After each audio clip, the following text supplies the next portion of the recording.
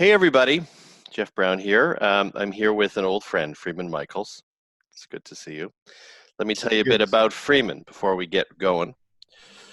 Freeman Michaels is a writer, speaker, trainer, and coach working in the field of personal growth, collaborative leadership, and organizational culture.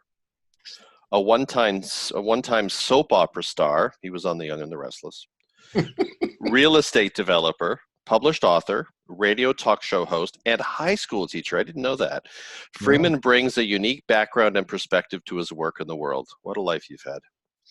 As the co-founder of Group to Team Leadership Solutions Incorporated, a global training and consulting company, Freeman, along with his business partner Susan Leahy, speak at national conferences, coach top executives, and support organizations in developing and maintaining a culture of team.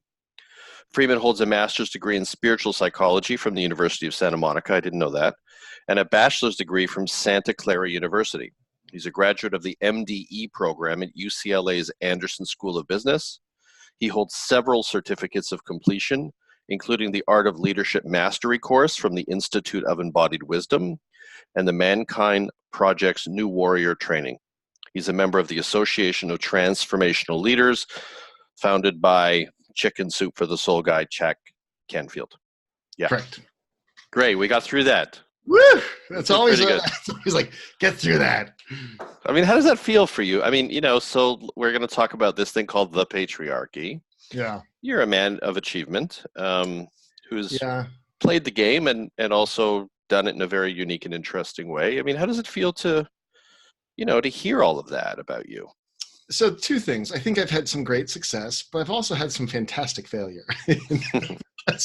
I made a lot of money as a real estate developer and I lost it all, and I was a soap star and then I was fired from the show, I mean, all these things are sort of dimensional and we tend to hold them as, successes that it's too easy to kind of hang our hat on, right? Because the testament to who we are is kind of a right here, right now moment. And maybe a way of seeing our life, in a more comprehensive way. Like, it's not like you win at any point, right? There's no point where, yay, I won. It's this ongoing thing of every day I sort of have to wake up and get to somewhere in there and find my way in the world.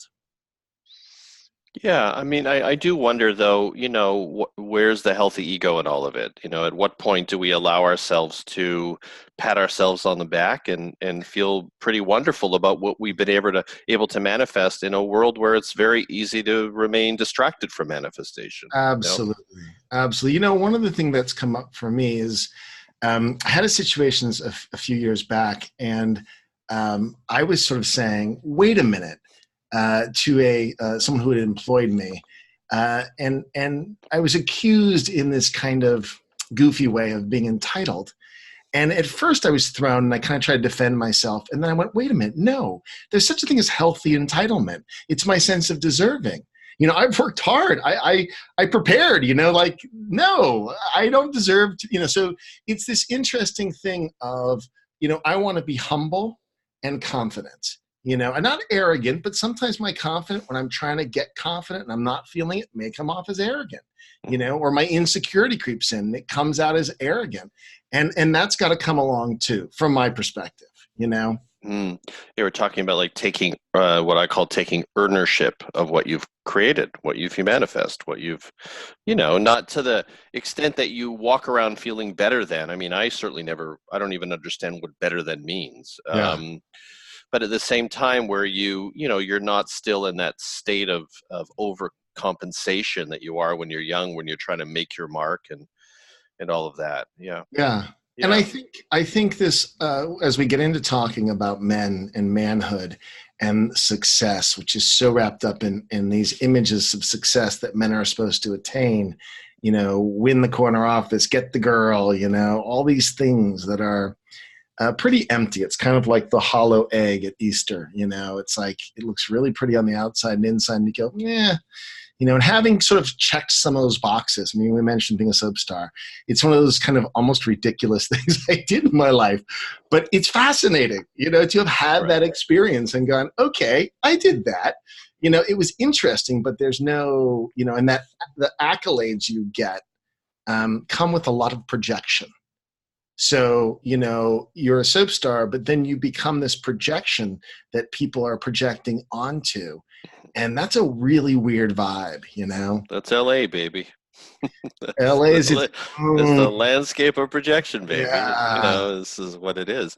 I mean, listening to what you were saying, it's like the way that I experience my reality is that, I mean, there was a point at which it was really about trying to prove something in this more patriarchal sense. And then it really became about this thing I call sacred purpose. So, Yes. in a survivalist consciousness, which for me is the Trumpian consciousness, is the regressive elements of the Republican consciousness.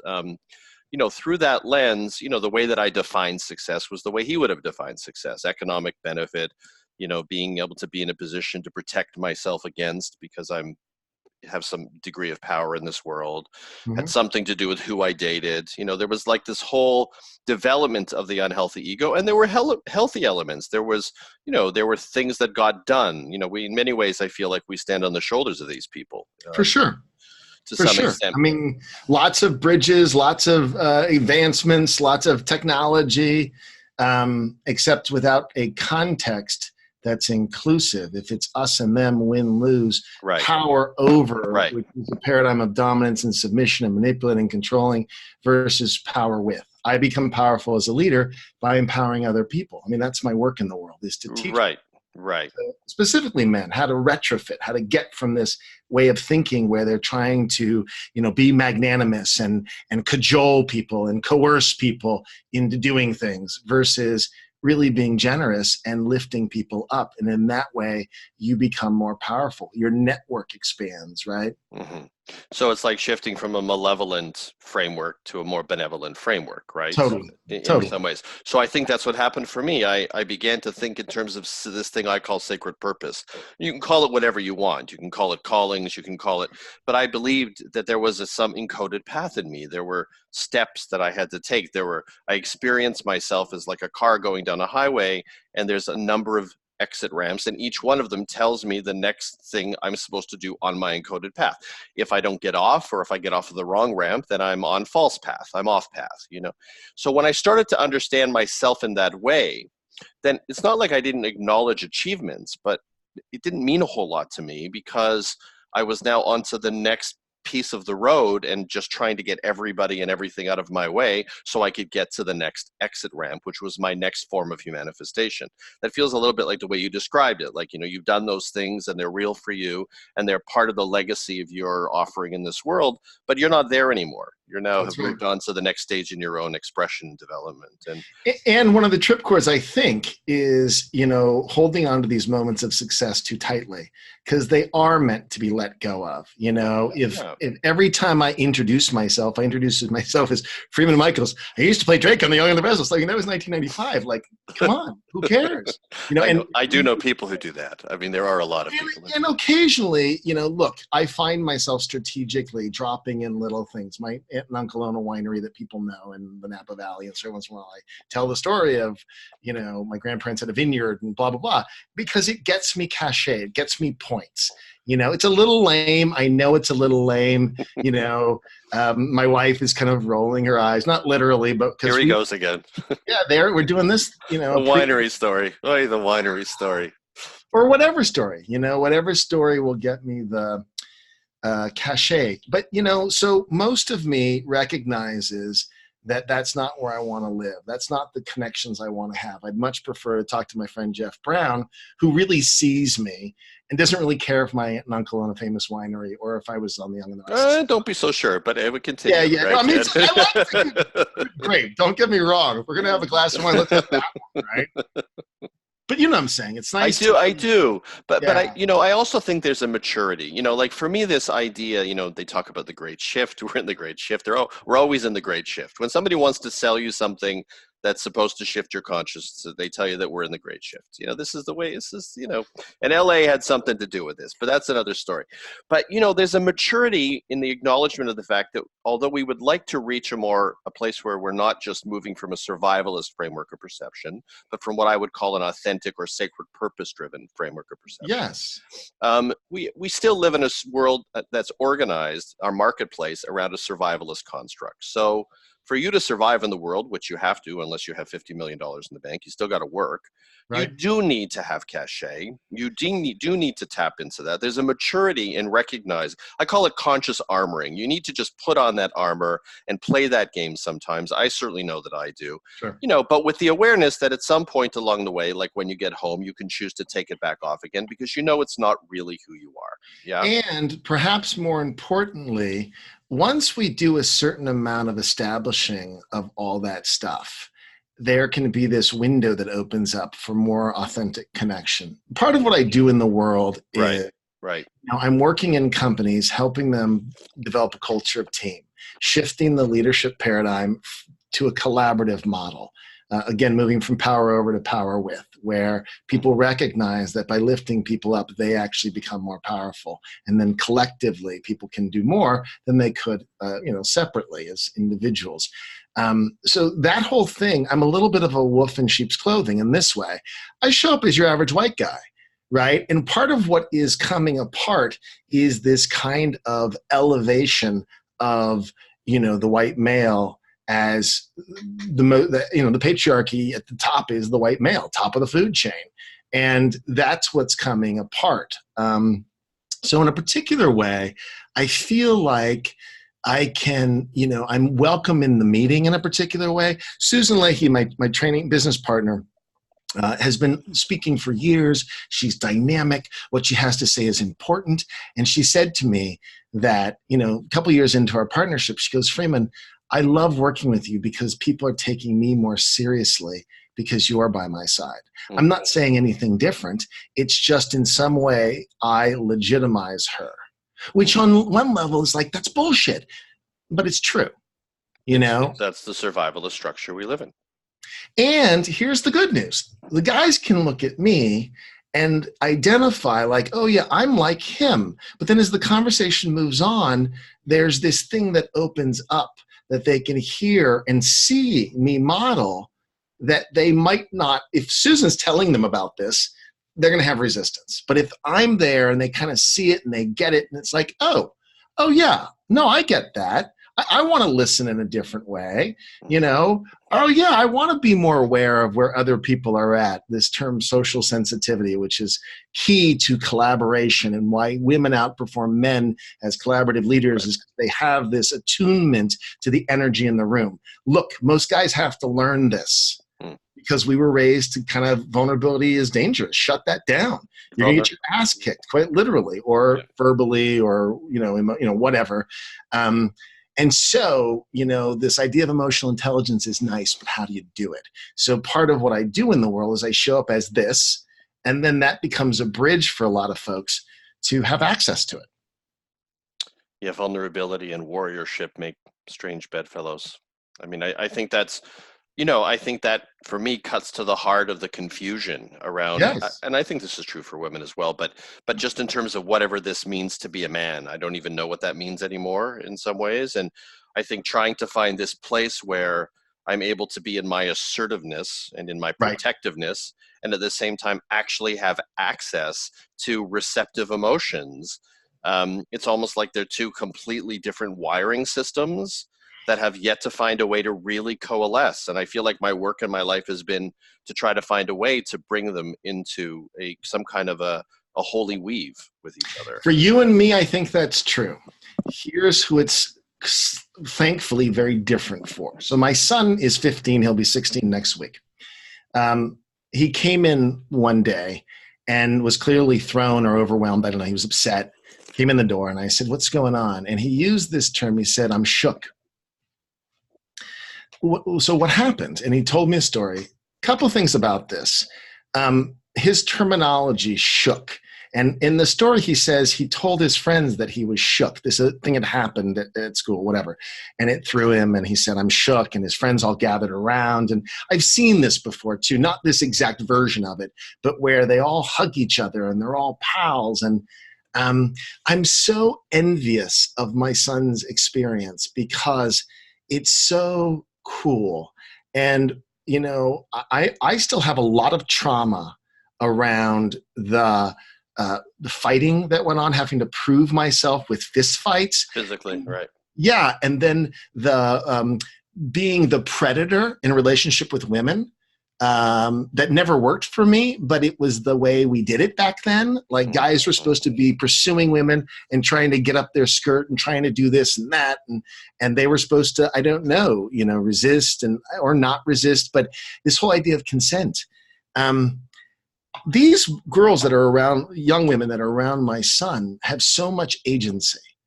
I don't think they're dating. I think they're kind of fooling around or figuring it out. I don't really know what's going on. But there's no question in my mind that his friend group are just fine. Like there's none of that. They're not seeing, you know, Animal House, which was the movies of our teen years, Animal House, Porky's, you know. So we had this really warped sense of that's what you're supposed to be doing. And it's dehumanizing, not just of women. It absolutely dehumanizes them. Dehumanizes me too. You know? So anyhow, that's a big old sentence. I'll let you respond to it, or maybe 10 sentences. But the issue is, for you and I think are armoring. What does it mean to have vulnerability and then be assertive? And how do I flip back and forth? And how do I navigate the complexity? I think younger people, not all. I'm growing up in LA. My son goes to this really cool, amazing school that does this whole collaborative learning and diverse by design. And like, it's an amazing school. It's one of the best schools in LA. It's a charter school, 40% low income, 45% Caucasian. The rest is mixed. Pretty wild how it works. But anyhow. So there is a generation coming up that in some pockets really gets this. Yeah, I think there's tons of them, actually. I mean, just the whole narrative around gender and gender inclusivity and self-description. You know, today I'm 27.7% masculine, 72.3% feminine in colleges. I mean, this is unfucking believable from the world. Right. This has happened so quickly, you know. And it's just the crazy, you know, I think for me, again, it comes back to this thing about sacred purpose, and not to push on that, but I feel like once I started to honor the call to write, even honoring the call to do criminal law, whenever that came through me, I think once I got into that field of experience and expression, this thing that was deeply in me, that was alive in me, that had to be expressed through me, gender just seemed to not matter so much. You know, I mean, it mattered in terms of pushing my weight around and moving through the world. But I didn't understand when I was in a creative place, when I went into that more brilliant place inside of me that I believe is in all of us, I started to not really feel like gender really played a role. It was like authentic path and gender didn't mean very much anymore. And survivalistic path, everything was about gender, because of course, the more powerful, strong-willed, assertive, capable I was as a man, the more power I had in the world, all of that. And so I wonder if we move people more in the direction of a kind of a purpose that is very enlivened, very encoded, very embodied. If we start to not necessarily dissipate gender or something, but, you know, it loses its significance, because once we swim in that ocean, I don't think it's really any different, the sacred purpose-driven ocean, for a man or for a woman. I think they're just alive to creation and co-creation in this beautiful way. So the imperative kind of trumps the operating system, right? We all have these niceties that we learn to, you know, stick out our tongue for the doctor, raise our hand for the judge, all these things you're supposed to do, and this is how you do it, these are the rules, and you play by them. And even like, I think a good example of this might be something like racism, right? So someone who's racist, and then they have a black friend and they get to know him and they forget they're racist. You know, it's like, because the connection or what they're doing together, the guys that go off to war from the South, we heard about this in Vietnam, you know, these really racist guys who all of a sudden were in this platoon and like they're best friends with a black guy. You know, now back home, that's not going to fly, but there, the situation is more real. right? The reality back home is real, right? The reality of the racism is real. All those, beliefs and structures and whatnot exist. But when you cut through, either because you're inspired or because you're terrified and you need each other for survival, or life becomes more real on some level, then all that stuff goes back to nothingness. It was bullshit to start with, and it floats away. And then it comes whipping back because it's part of what we have to work through in this lifetime. Yeah. I mean, it's the conditioned structures that they go back to after the war. They're back exactly to that again. Yeah, I got that. So Freeman, when we think about baby Donald, Go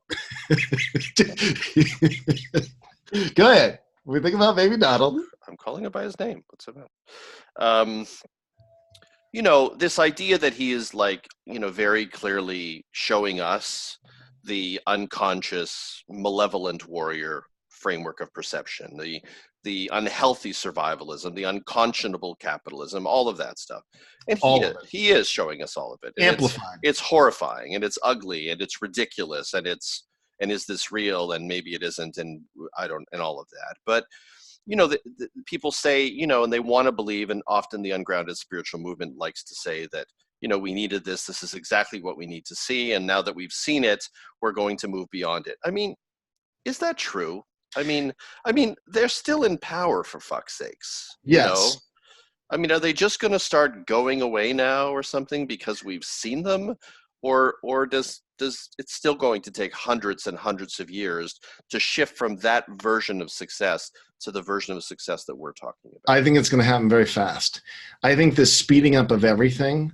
So, a kid in Omaha, Nebraska can, tune into a community on YouTube that, let's say, is more like my son's school environment, and find out that there are gay kids and straight kids and black kids and whatever white kids, all, that they can see something. There's a possibility there.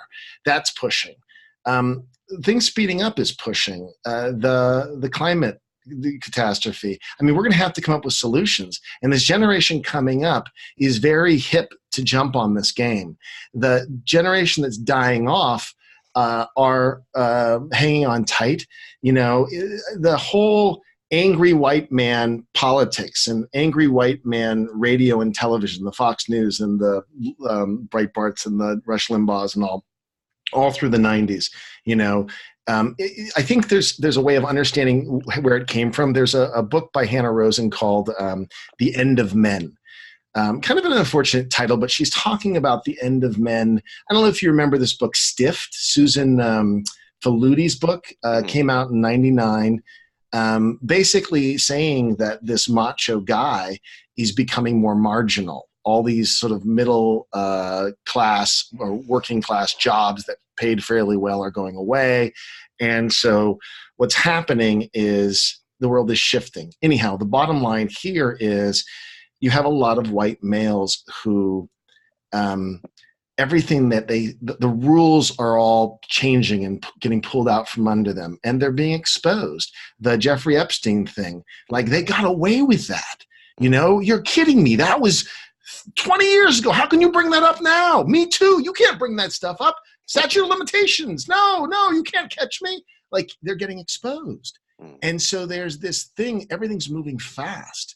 And so this is a real, digging in, kind of angry, pissed off, and it's far bigger than I thought it was. I didn't know it was so entrenched. I didn't know how severe it was.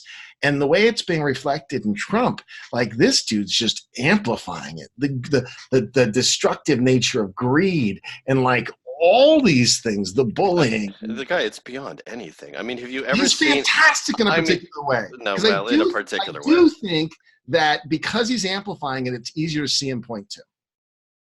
Because when it was subtle and it was kind of woven in, it was harder to recognize. The hole in that guy's ego is so big that not even the presidency can fill it. I mean, can you believe it? What human being on the planet who becomes the president won't then walk around feeling good about themselves and dignified? He still absolutely doesn't believe in himself and stays in a state of complete overcompensation and reaction. It's whoa, that is something. Yeah, I mean, it is the emperor has no clothes. I mean, it's so classic. It's just... I think she has a bathrobe, I think. But here's the thing I think that's the work for us. First of all, I love your books. I love soul shaping. Way back when in the early 80s, I don't know if you remember this series, a guy named John Lee wrote a series of books called The Flying Boy. Okay, yeah, I remember John Lee. And I read the entire series, and it was so human and authentic, and him telling his story and being so vulnerable. I felt uncomfortable reading it, but relieved at the same time. And so your work has always felt that way to me too, from soul shaping to even this book, the current one, Grounded Spirituality. One of the things that I trip on, and I see a lot of the people who are selling their wares in the consciousness space tripping on, is because we worked so hard, we're the experts, and we now get to tell people. Now, look, on one level, that's true. We worked really hard, and so we have something to give and offer to folks who maybe we can bring them up. But again, when you talk about a younger generation, it's our modeling that matters, because they actually have the keys to the kingdom. The idea that we do is still caught in that hierarchy. Well, I'm older. I paid my dues. Their time is collapsing. Things are speeding up from my perception. And so all of a sudden, all these steps that we think are so important, they need to take. They don't need to take them. But wait a minute, that's my platform. Whatever. And so that's a really tough one to swallow. Like, I did all this work. Like, wait a minute, and to some degree, it's less. The idea of my hard work and the value of that and this sort of work ethic and all of this all still fits in that paradigm that's kind of broken, I think you got to just stay savvy with the kids. It's like, again, they respond. What I am finding that they respond to, and it's true what you say about modeling, is no sense of entitlement, and is a real willingness to bring an offering to them that's really about their own empowerment, and that really is it's really never about my thinking I know. I mean, I don't know, Freeman, I never really have ever really think like I know what someone else's path is. I feel like the whole idea of that feels preposterous to me. But to empower somebody to believe that they do have a path, that feels to me like good work. And that feels to me like that work crosses the generational boundary. So in my 5 years doing cutting edge consciousness and talking to and getting to know all these sort of teachers, spiritual teachers, personal growth experts, blah, blah, blah, most of them are caught in a power over paradigm. Yeah. Where they want to be the guru, they want to be the expert, the sage from the stage, and their offer isn't that generous. Yeah, and that's generic and imitative often, but that's another story. And a big old ego play. They're egoless ego. The minute you think you're egoless, you're sunk. Your ego's taken over. Wrong pill, blue pill, red pill. I don't know. Totally. Totally. Yeah. So, I don't know. It's interesting. I forget what the original thought was. It's a preposterous. That's something I want to say about you in particular. So this is why I like you so much. Because my experience of you is that you're generous. I really feel like you're cheering for me, and vice versa. But one of the challenges, even with a lot of men that I like, is that there's still this underlying competition. And it's insidious, and it's not cool, and but it's typical. It's not just men too, women too. Again, this survivalist culture where we're all striving to get ahead, and it's a zero-sum game. And in order for me to win, someone else has to lose. Is a lose-lose. I'd love to tell you I don't believe in it, but the truth is I was conditioned in it. So I'm always, I know enough to see through it, but am I still subject to it? Yeah, sort of. On a good day, no, but on a bad day, yeah. I feel in our dynamic, and you'll correct me if I'm wrong, I feel as though this has been a question, I feel like you have made an effort over the years to overcome any piece of you that could feel competitive and to assert. And I remember there were times I think you put up some posts and you talked about this competitive thing, almost as though you were working with it in your own consciousness and then bringing my offering to the world. Is this right? Like absolutely. Right. Absolutely. Right. And it still is, because when it comes up in me, it's jarring. It's not where I want to be. It's like, I go into my racket of proving that sort of armoring. And here's the thing. I know I don't need it, but I still do it habitually, right? Yeah. and it bums me out. Now, again, and I think you write about this in the book, I don't want to beat myself up. I'm not trying to fix myself. The biggest thing, I want to have compassion for the part of me that still goes there. And whenever I recognize it, kind of shift and go, okay, let's get more grounded. Let's connect. Let's be more human. I don't want to show up that way. But that I do it, of course, I do.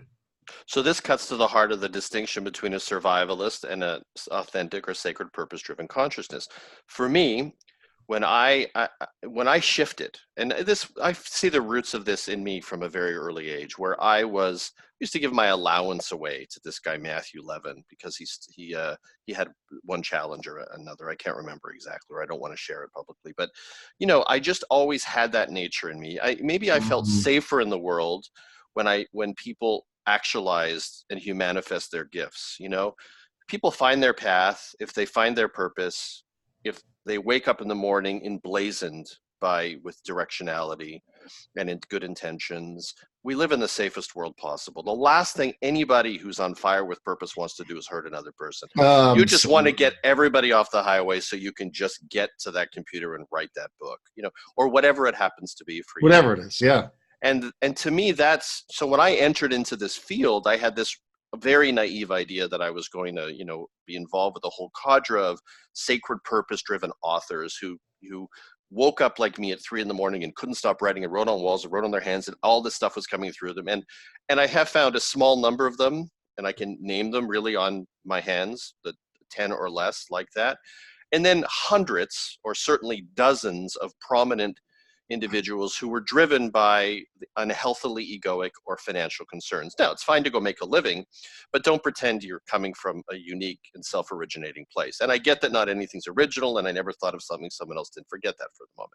There's a difference between being very self-determined with respect to this field, or being somebody who goes to bookstores, figures out what other people are saying, puts together a book proposal, gets the book published on the basis of basically bringing forth other people's ideas, which is, in my view, most of this industry. And I think those are two very different breeds of people. And I think that their message lands in a very, very different way. I think that if you're sacred purpose driven, people will feel it. Yeah. They will feel something between the words that they can't even put words for. And if you're the other kind of person who's motivated in this field by the desire to boost the unhealthy ego or boost yourself economically or gain more power, it doesn't leave any lineage. There's no legacy in it. It doesn't land in the same way. So I agree with you, and I don't think it's that hard of a line. In other words, look, I've spiritual psychology and Landmark Forum and LifeSpring and all of these things collectively are borrowed from, and we're putting it all together and then coming up with what's our piece.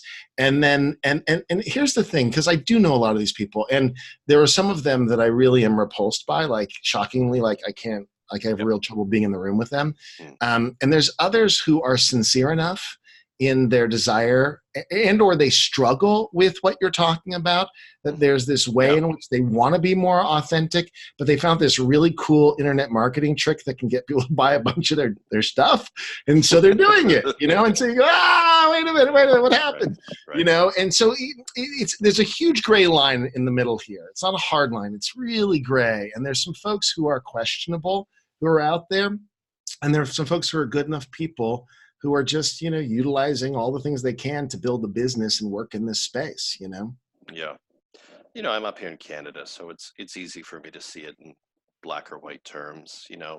I'm not caught in that whole unconscious consumerism structure, but at the same time, I acknowledge that I do struggle sometimes so I just put together a new website, jeffbrown.co, because I'm a co-creative kind of guy, and so, it was like, how do I describe myself? So I can do a bio. It's fine. I try to do a very folksy bio because I'm folksy, Right. But then, it's like, we have a picture of me and it's like, okay, what do we want to call me? This whole notion of branding, and I'm so opposed to branding, and I've never thought in terms of branding, and I just write stuff, and if people share it, my page grows. And so, but then we said, okay, well, we've got to tell people what you are right when they come on the site, because they only have 3 seconds and they decide if they're going to stay. So we put author, teacher, grounded spiritualist, and then enrealment activist, right? So I'm uncomfortable. I'm comfortable because it all feels kind of true. Yeah. And I'm uncomfortable. Right. Because I'm just Jeff Brown. I'm just that guy, Jeff Brown. You know, and in my life and in my marriage and in my dialogue with Susan, we distinguish between Jeff Brown and Jeff Brown. Right. So how do I keep Jeff Brown the same as Jeff Brown? Yeah. You know, and make a living at the same time doing this, trying to bring this message to the world. So it is, I appreciate it is a complicated question sometimes, but you know, I know vibrationally the difference for me, and Yes. I'm just really drawn to people like Philip Shepard, who I love feel that guy. just driven by Love this that guy. voice in him that needs to come through. Yes. Without any awareness of branding. You talk to Philip about branding, he doesn't even know what you're talking about. You know? Yes. And Philip and you need to learn some branding stuff. Otherwise, you can't get your material out there. So, I mean, that's the truth of the matter. Yeah. So, you know, I think it's a delicate balance. I think that, well, one of the things I love about, you know, what you're doing right now with grounded spirituality is you're kind of calling out a lot of things that allow people to, let me back up. So what I want to say about one of the insidious things in the industry is there's a sincere sense that people have that what they're doing is so important. Maybe it is, maybe it isn't. But it's like they've drank their own Kool-Aid, they've bought their own brand, and they keep selling that thing. And it's kind of like, because the guru thing is kind of entrapping people, that the guru has the answer. And they're still doing that. Well, it's the soul-lebrity movement now, but it's the same thing. Yes. So even like where I got my MA, I like the community, I like the work, and yet I'm not part of the clique. I'm not in. And I purposefully don't want to be, because I want to be able to be a free agent. And I like lots of people's work, you know, but there's this way of, you know, the badge of where you belong in this little club, and then people trying to suck people into their club. And then that part really bothers me. I'd like to see, you know, I don't know, that all has to loosen up. There's good things in lots of different people's work. And again, it's people's agency. It's when the manipulation of, you know, of the authority as the teacher or the author or whatever then becomes, you know, what people buy into, and it's not cool. You know, this for me is the measure of something in this whole field. It's like, you know, many people in this field know the bullshit in the field. Yes. But very few of them write about it or say a thing about it. Yes. I started to. And I remember when I started to write about the New Cage movement and all these things, started to critically review Tolle. It was like I started to think, oh no, Oprah will never embrace me. I'll never get on Super Soul Sunday. How can I?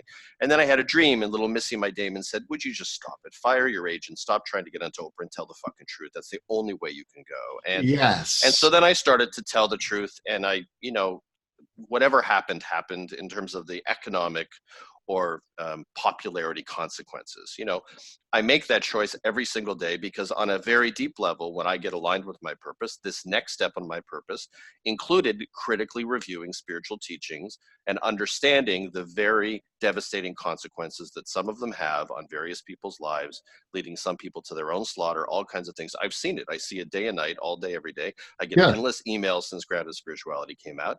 And so I still have a choice. How far am I going to go into this?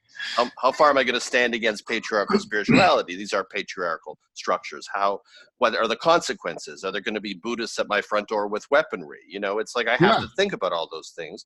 And I keep coming back to the belief that this is absolutely essential, that this element of my message has to come through me, or I won't sleep at night, because this is true to path. And, you know. So that's a really important piece of the puzzle that's missing in a lot of people in the space are not willing. So let's take the Trump thing.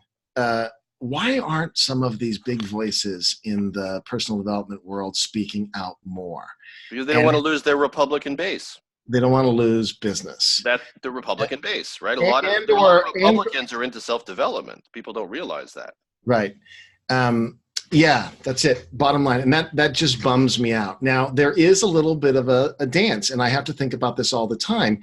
I don't want to – we worked for a company recently, and they're pretty, like, Republican guys. Like, I don't know, you know, and their internal problems are a reflection of that. And we've been doing some good work with them. And I kind of have to be careful. Like, I hide posts after I post them. I let them go for a minute, and then I pull them back, hide them, you know. So people who are watching, you know, spread them. They're out there. But it's this delicate balance because I still recognize that I can be a bridge for those people.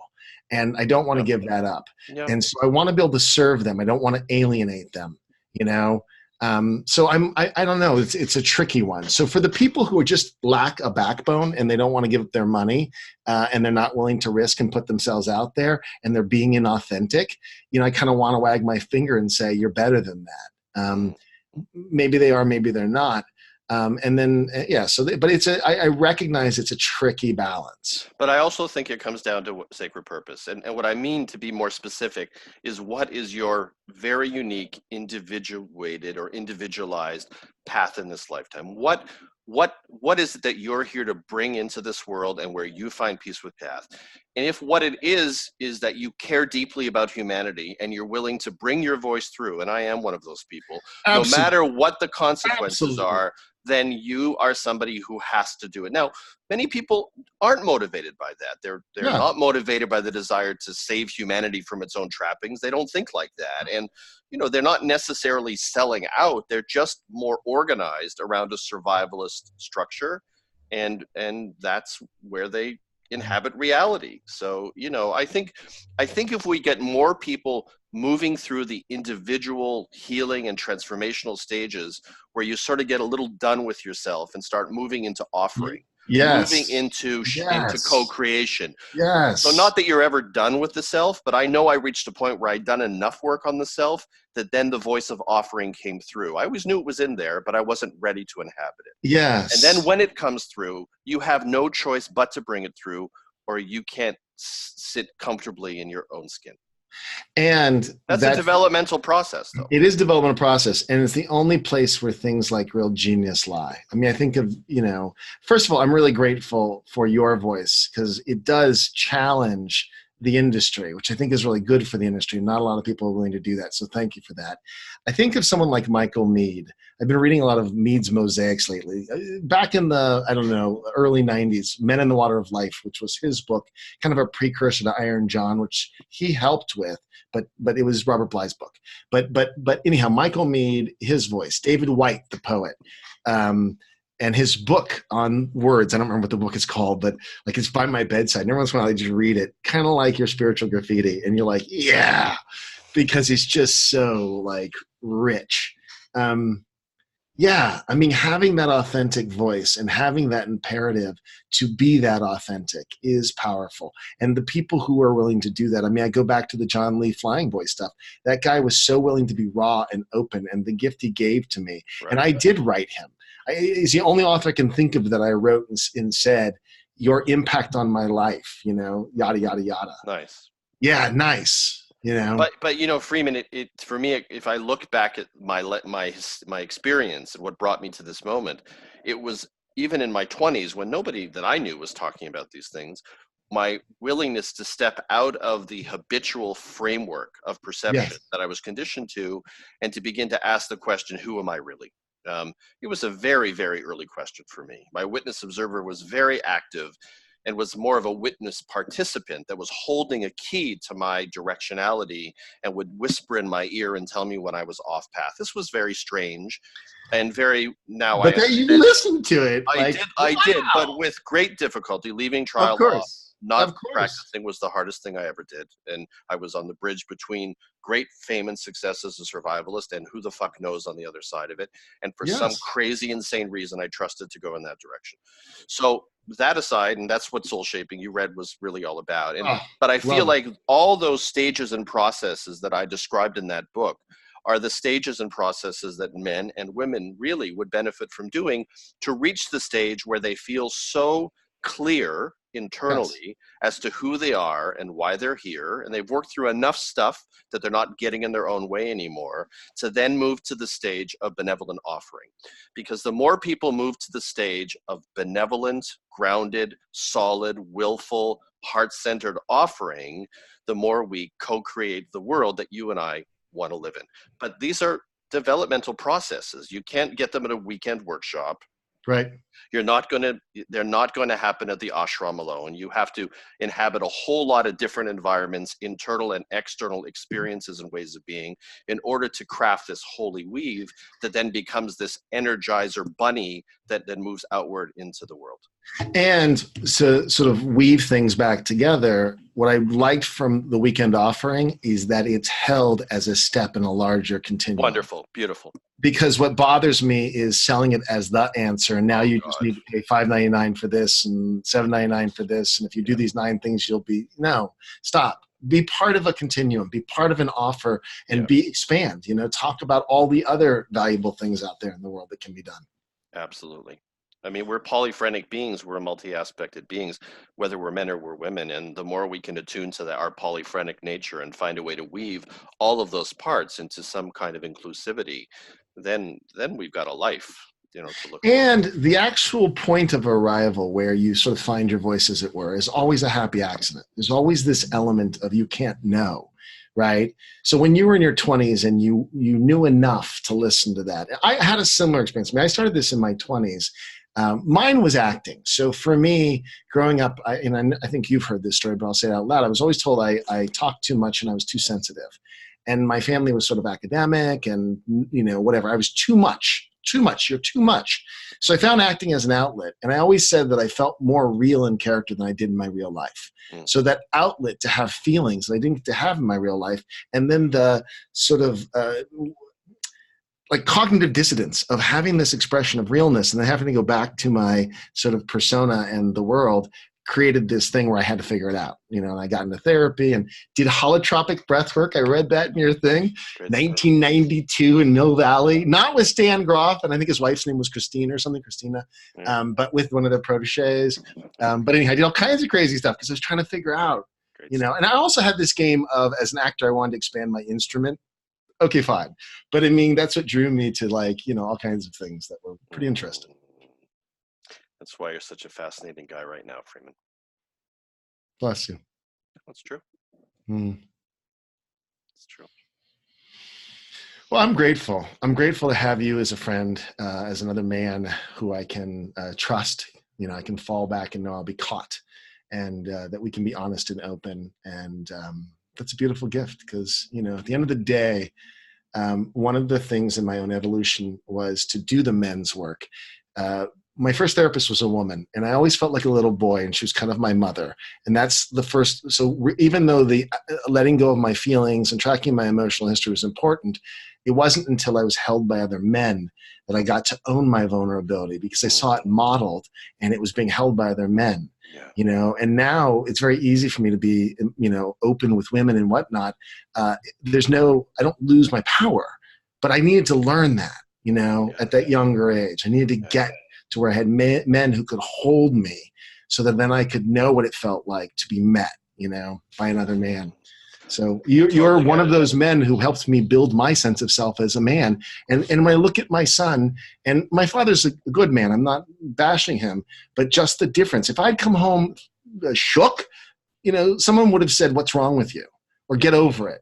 Right. No one would have said, and if I had said I was shook, they would have said, I don't know. It just wouldn't have happened. So I look at this and I go, wow, what a gift, Yeah.